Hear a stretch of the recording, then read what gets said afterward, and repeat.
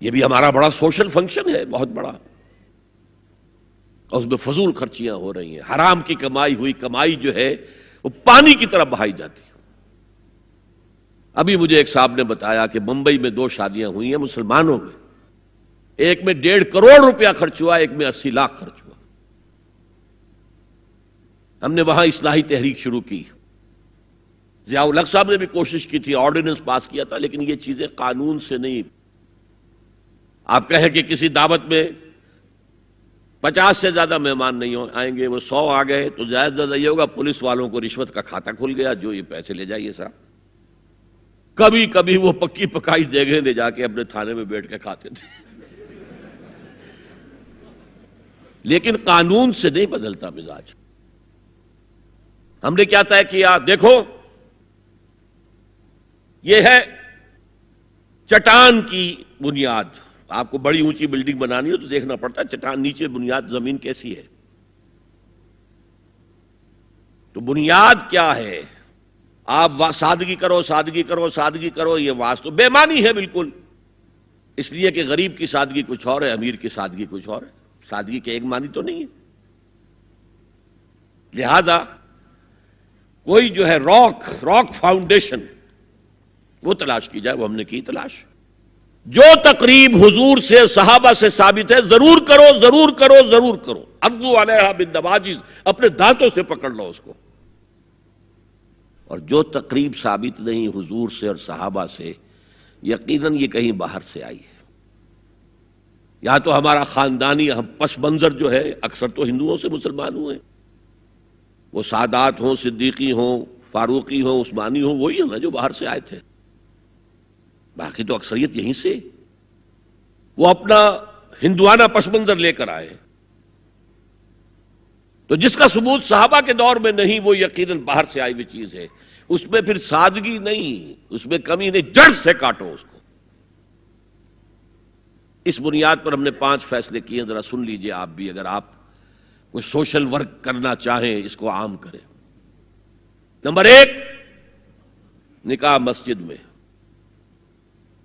حدیث موجود ہے، ترمذی شریف کی روایت، اعلنوا ھذا النکاح واجعلوہ فی المساجد، نکاح کا اعلان عام کیا کرو، مسجدوں میں منعقد کیا کرو۔ میں حیران ہوتا ہوں کیوں نہیں علماء کرام نے اس کی طرف توجہ دلائی۔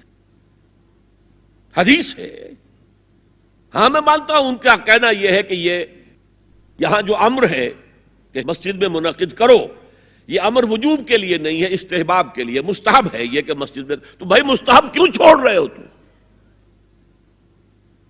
وہ اس لیے چھوڑنا پڑتا ہے، مولوی بیچارے کی حیثیت ہے ہی نہیں معاشرے میں کہ وہ کہے جناب یہاں آئیے میرے پاس، میں نہیں آؤں گا آپ کے گھر نکاح پڑھانے کے لیے۔ وہ اپنا رجسٹر بغل میں دبائے بیٹھا سوکھتا رہتا ہے۔ وہ تو آنی تھی بارات عصر کے وقت، مغرب بھی جا رہی ہے، آئی نہیں، وہ بیٹھا غریب۔ پہلے 20-30 روپے ملتے تھے، اب 200 300 400 ملتے ہیں، اور کیا ہے۔ میں نے انہیں یاد دلایا، دیکھو شرم کرو، عیسائیوں نے آج تک اپنے چرچ کی اور اپنے پادری کی عزت یہ رکھی ہے کہ شہزادے اور شہزادی کی شادی ہوگی وہ بھی پادری چرچ میں آئیں گے۔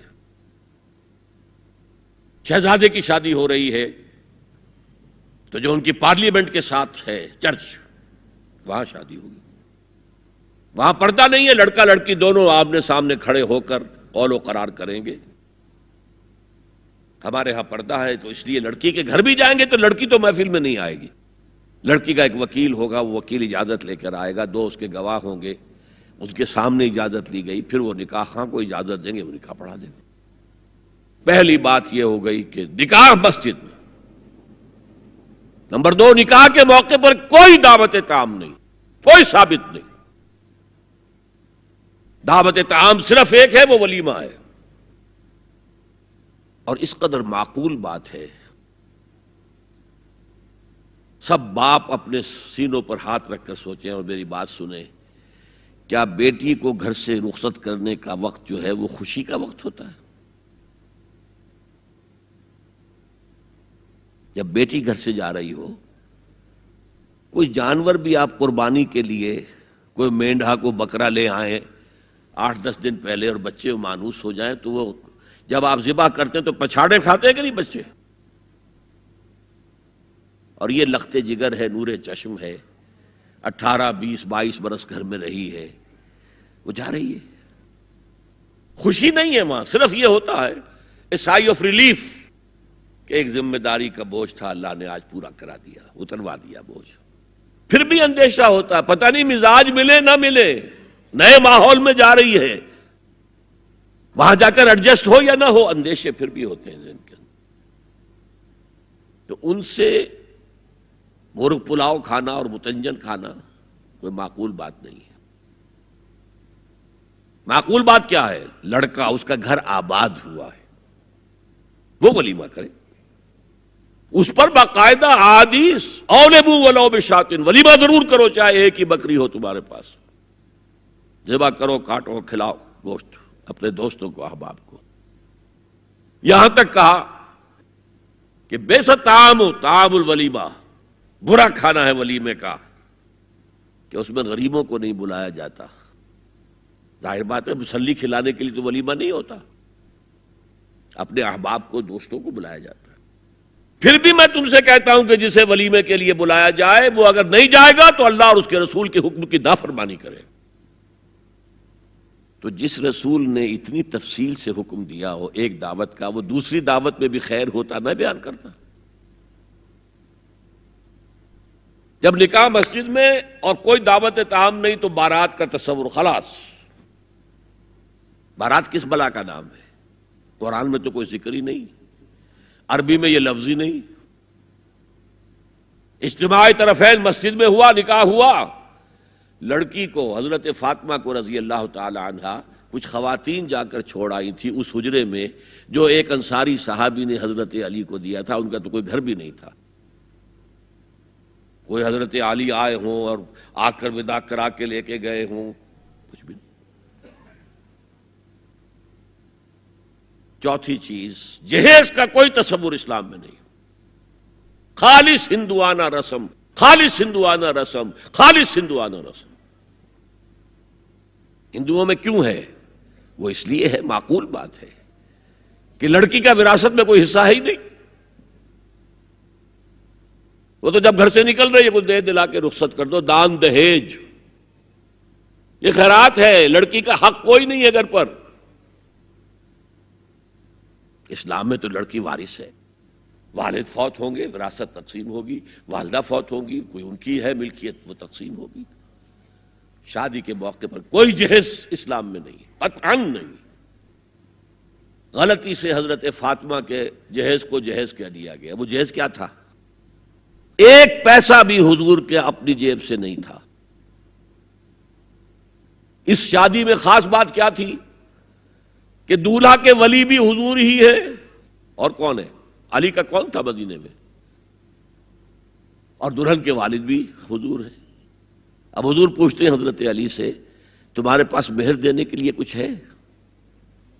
عرض کیا میرے پاس تو کچھ نہیں. وہ فقراء صحابہ میں سے تھے. فرمایا مہر تو دینا ہے. تمہارے پاس ایک زرہ ہوتی تھی؟ جی ہاں زرہ تو ہے. انہوں نے یہ سمجھا زرہ تو جہاد کے لیے ہے، کوئی وہ دولت تو نہیں ہے. فرمایا جاؤ اسے بیچو یا گروی رکھ کے قرض لے کر آؤ. وہ گئے، حضرت عثمان نے خرید لی اور کچھ دنوں کے بعد واپس کر دی ہدیتاً. یہ زرہ میں ہدیہ آپ کو کر رہا ہوں. اس وقت اگر کہتے چھوڑو علی، کہاں تو لو میں پیسے دے دیتا ہوں تمہیں، تو ان کی طبیعت پر بار ہوتا. اس پیسے سے حضور نے کچھ پیسے گھر بھیجے اندر، دلہن کو ذرا تیار کر دو. اور کچھ پیسوں سے وہ ایک گدا جس میں کھجور کی کھال بھری ہوئی تھی، اور 2 تکیے جس میں کھجور کی کھال بھری ہوئی تھی، ایک مشکیزہ، کنویں سے پانی تو لانا ہی ہے نا، ایک چکی، جو ہو یا گیہوں ہو پیسنا تو ہے نا، کوئی 1-2 برتن اور. اللہ اللہ خیر صلی اللہ. یہ تھا جسے جہیز کہتے ہیں، جس میں ایک پیسہ بھی حضور کا شامل نہیں ہے. وہ حضرت فاطمہ کا مہر تھا جسے بنایا گیا. ورنہ مدینے ہی میں دوسری آپ کی صاحبزادی کا نکاح حضرت عثمان سے بھی ہوا. کہیں ذکر ہے جہیز کا؟ حضرت عثمان کا گھر بھرا ہوا، ہر چیزیں موجود، وہاں تو جہیز کا تذکرہ نہیں. بہرحال یہ شادی کو آسان کرو زنا کو مشکل بناؤ. یہاں شادی کے لیے 9 من تیل ہوگا تو رادھا ناچے گی، ورنہ یہ کہ بڑی ہو رہی ہے، عمر ہو رہی ہے، سب کچھ ہو رہا ہے، لیکن کچھ تقاضے تو ہے نا، آخر کچھ تو کرنا ہوتا ہے نا، آخر کچھ نہ کچھ لوگوں کو تو کھانا کھلانا ہی ہوتا ہے نا، بارات تو آخر آئے گی ہی نا، کچھ نہ کچھ تو دینا ہی ہوگا، کچھ جوڑے کپڑے، کچھ یہ. اسلام کا فلسفہ جو میں نے 4-5 باتیں آپ کو بتا، فلسفہ یہ ہے کہ لڑکی کے باپ پر 1 پیسے کا بوجھ نہیں. اس نے لڑکی پال پوس کے تمہارے حوالے کر دیا، اب اور کیا چاہتے ہو تم؟ سارا مرد آزماں مرد آفرین، مرد کو چیلنج دیا ہے، تم مرد ہو، مہر تم دو گے. اور سب سے بڑھ کر کیا ہو رہا ہے آج کل بھی ہوتا ہے، وہ ہمارے ایک کچھ کام ہوتے ہیں اسلامی، وہ بھی ہے کچھ وہی ہندوانہ پس منظر. نکاح کی محفل میں چھوارے کون لے کے آتا ہے جی؟ لڑکے والے. اور پلاؤ کن سے کھاتے ہیں بھائی؟ جس وہ تمہیں مرغ پلاؤ کھلا رہا ہے وہ چھوارے نہیں بانٹ سکتا تھا؟ یہ ہے اسلام اور غیر اسلام کا امتزاج. چھوارے لڑکے والے لے کر آئیں گے اور پھر دعوت اڑائیں گے لڑکی والوں کی طرف سے. هي الحلقات تحفظني بآيات من القرآن، هي الحلقات تملأني بحب المصطفى العدنان، هي الحلقات تحفظني